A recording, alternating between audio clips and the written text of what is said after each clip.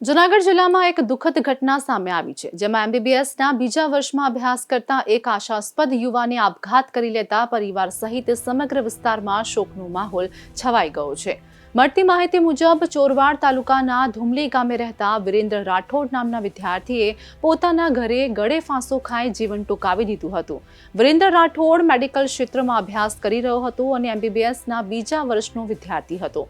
Doctor બનીને સમાજ સેવાનું સ્વપ્ન જોનાર આ યુવાનના અચાનક નિધનથી પરિવારજનો અને અન્ય લોકો સ્તબ્ધ બની ગયા છે। ઘટનાની જાણ થતાં પરિવારે પોલીસનો પણ સંપર્ક કર્યો હતો। પરિવારજનોના જણાવ્યા અનુસાર વિરેન્દ્ર છેલ્લા કેટલાક સમયથી અભ્યાસના દબાણ અને ભણતરના ભારને લઈને માનસિક તણાવ અનુભવી રહ્યો હતો।